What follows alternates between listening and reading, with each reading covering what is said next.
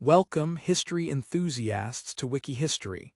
Today, we're diving into one of the most iconic moments of the 20th century, the dramatic fall of the Berlin Wall on November 9, 1989. This wasn't just a physical barrier crumbling. It was a symbol of division collapsing, paving the way for a new era. Before we unravel this incredible story, please hit that like button and subscribe to Wikihistory for more captivating journeys through time. Now, let's step back to the summer of 1989 and witness the quiet beginnings of a revolution that would shake the world. The Berlin Wall fell on November 9, 1989, during the Peaceful Revolution, marking the beginning of the destruction of the figurative Iron Curtain, as East Berlin transit restrictions were overwhelmed and discarded. Sections of the wall were breached, and planned deconstruction began the following June. This was one of a series of events that started the fall of communism in Central and Eastern Europe. The fall of the inner German border took place shortly afterward. An end to the Cold War was declared at the Malta summit in early December, and German reunification took place in October the following year. The opening of the Iron Curtain between Austria and Hungary at the Pan-European picnic on August 19, 1989, set in motion a peaceful chain reaction. This event ultimately led to the disintegration of East Germany and the Eastern Bloc. The picnic, an idea by Otto von Habsburg to test the reaction of the Soviet Union and Mikhail Gorbachev to an open border, prompted tens of thousands of media-informed East Germans to travel to Hungary. Erich Honecker, in a statement to the Daily Mirror, claimed that leaflets were distributed, inviting East German holidaymakers to the picnic where they received gifts, food, and Deutschmark, and were then persuaded to go west. Crucially, the leadership in East Berlin did not dare to completely block their borders, and the Soviet Union remained silent. This effectively broke the Eastern Bloc's hold. Following the summer of 1989, by early November, refugees were finding their way to Hungary via Czechoslovakia or through the West German embassy in Prague. On September 30th, after negotiations with East Germany and the Soviet Union, West German Foreign Minister Hans-Dietrich Genscher went to the Prague embassy. He personally informed thousands of refugees that they were allowed to leave for West Germany. His speech from the embassy's balcony, which included the line, "We came to you to let you know that today, your departure," was met with loud cheers and jubilations. The very next day, the first of these embassy refugees departed Prague for Bavaria. This wave of emigration was initially tolerated due to long-standing agreements with the communist Czechoslovak government, which allowed free travel across their common border. However, this movement of people grew so large it caused significant difficulties for both countries. Furthermore, East Germany was struggling immensely to meet loan payments on foreign borrowings. In a desperate attempt, Egon Krenz sent Alexander Schalk-Golodkowski to unsuccessfully ask West Germany for a short-term loan to make these crucial interest payments. The Berlin Wall was made up of two walls. Both walls were 4 meters tall and had a length of 155 kilometers. They were separated by a mined corridor called the Death Strip. This strip was heavily guarded and included 302 watchtowers by 1989. Guards had authorization to shoot people who attempted to go through this strip. On October 18, 1989, longtime Socialist Unity Party of Germany, or SED, leader Erich Honecker stepped down in favor of Krenz. Honecker had been seriously ill, and those looking to replace him were initially willing to wait for a biological solution. But by October, they were convinced that the political and economic situation was too grave. Honecker approved the choice, naming Krenz in his resignation speech, and the Volkskammer duly elected him. Although Krenz promised reforms in his first public speech, he was considered by the East German public to be following his predecessor's policies, and public protests demanding his resignation continued. Despite promises of reform, public opposition to the regime continued to grow. On November 1st, Krentz authorized the reopening of the border with Czechoslovakia, which had been sealed to prevent East Germans from fleeing to West Germany. On November 4th, the massive Alexanderplatz demonstration took place. On November 6th, the Interior Ministry published a draft of new travel regulations. These made only cosmetic changes to Hochregister rules, leaving the approval process opaque and maintaining uncertainty regarding access to foreign currency. The draft enraged ordinary citizens and was denounced as complete trash by West Berlin Mayor Walter Momper. Hundreds of refugees crowded onto the steps of the West German embassy in Prague, enraging the Czechoslovaks, who threatened to seal off the East German-Czechoslovak border. On November 7th, Krentz approved the resignation of Prime Minister Willy Stoph and two-thirds of the Politburo. However, Krentz was unanimously re-elected as General Secretary by the Central Committee. Earlier, on October 19th, Krentz had asked Gerhard Lauder to draft a new travel policy. Lauder was a former People's Police officer who had risen rapidly through the ranks. He had recently been promoted to a position with the Interior Ministry, as head of the department responsible for issuing passports and the registration of citizens. On November 8th, the East German Politburo immediately enacted a portion of the draft travel regulations addressing permanent emigration. Initially, they planned a special border crossing near Skirnding for this purpose. However, Interior Ministry officials and Stasi bureaucrats, drafting the new text, found this unfeasible. They instead crafted new text for both emigration and temporary travel, stipulating that East German citizens could apply for permission to travel abroad without meeting previous requirements. To ease difficulties, the Krentz-led Politburo decided on November 9th that refugees could exit directly through crossing points between East and West Germany, including between East and West Berlin. Later that day, the ministerial administration modified the proposal to include private, round-trip travel. Crucially, these new regulations were intended to take effect the next day. The announcement of the regulations which brought down the wall took place at an hour-long press conference led by Günter Schabowski, the outgoing party leader in East Berlin and top party spokesman, as Secretary for Information. It began at 1800 Central European Time on November 9th and was broadcast live on East German television and radio. Schabowski was joined by Minister of Foreign Trade Gerhard Bale and Central Committee members Helga Labs and Manfred Banaszak.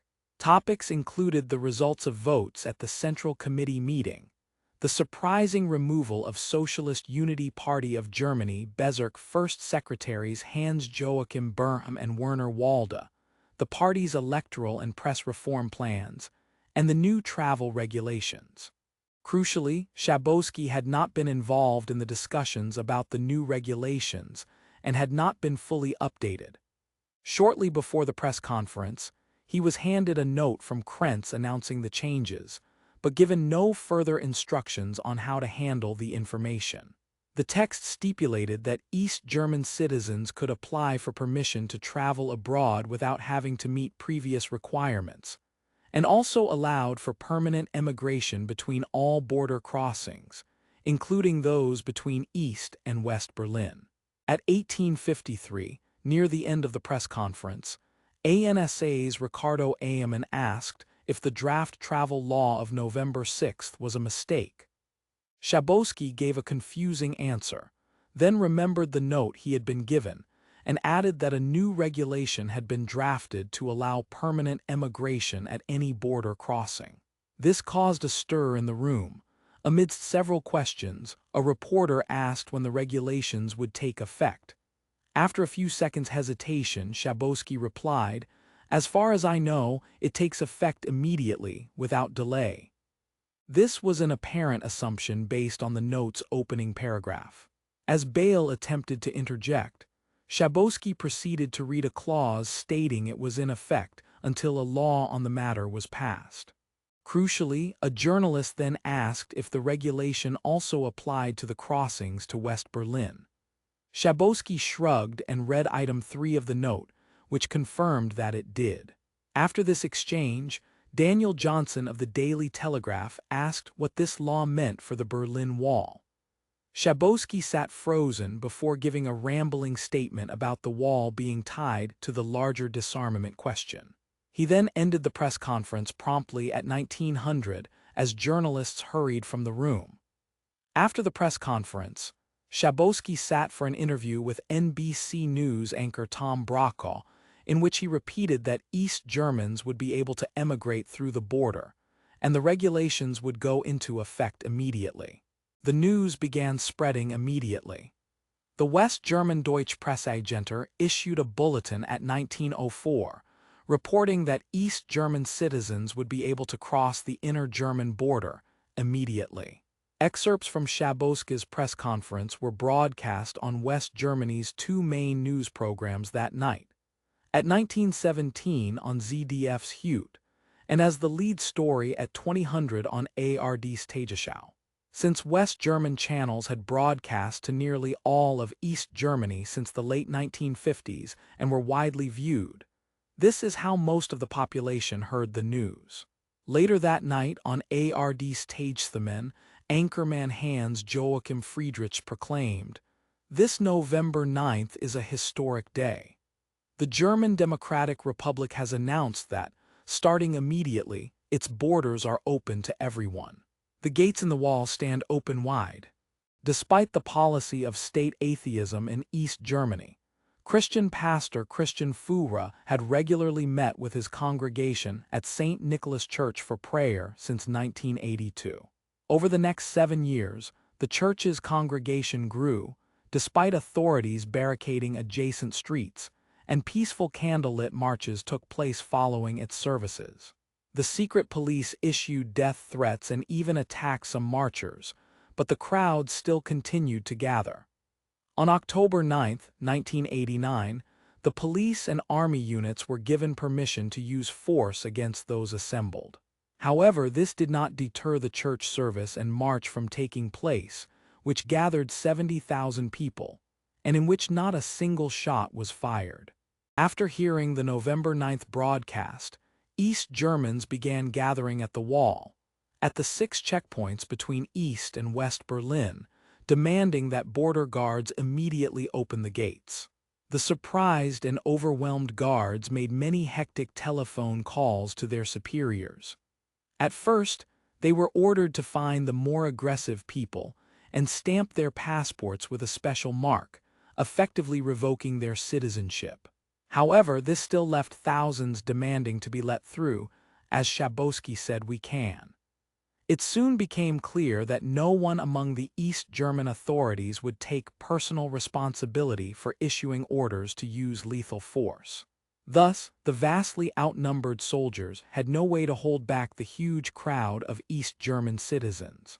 Finally, at 22:45, or alternatively 23:30 on November 9th, Harold Yeager, commander of the Bornholmer Strasse border crossing, yielded.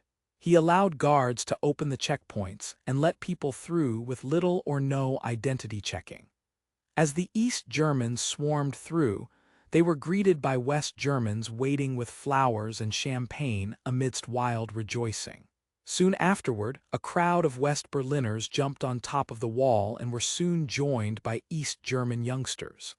The evening of November 9th, 1989, is known as the night the wall came down. Removal of the wall began on the evening of November 9th, 1989, and continued over the following days and weeks.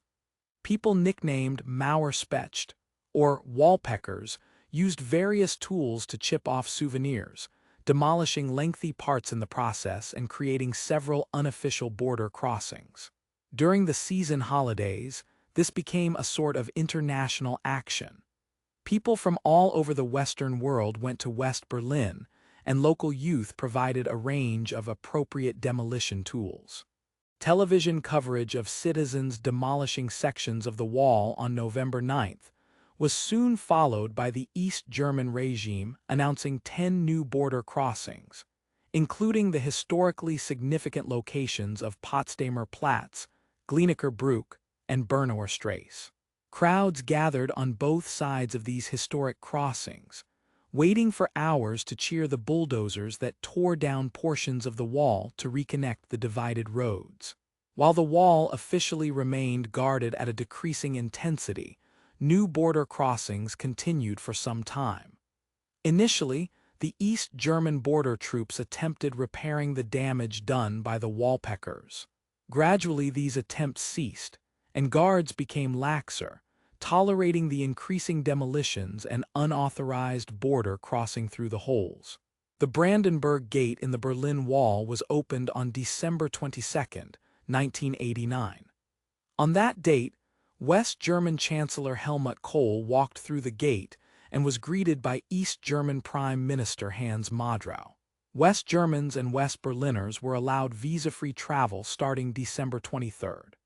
Until then, they could only visit East Germany and East Berlin under restrictive conditions that involved applying for a visa several days or weeks in advance, and an obligatory exchange of at least 25 Deutschmark per day of their planned stay, all of which hindered spontaneous visits.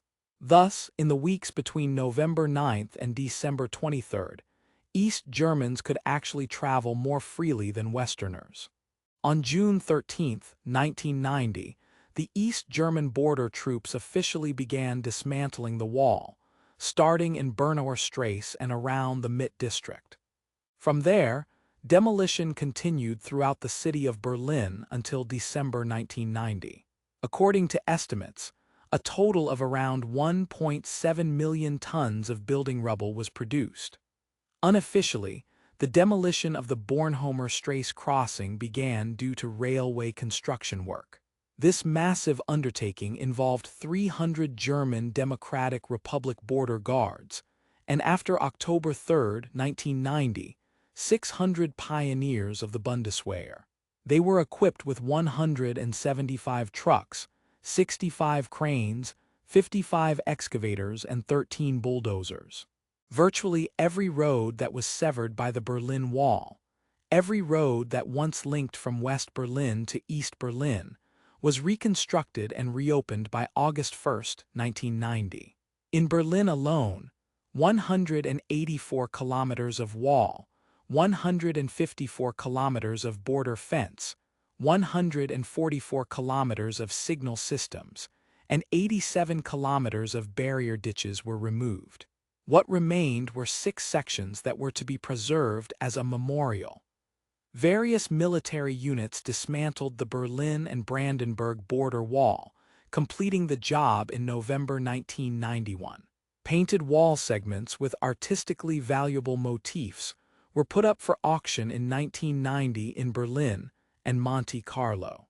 On July 1, 1990, the day East Germany adopted the West German currency, all de jure border controls ceased, although the inter-German border had become meaningless for some time before that.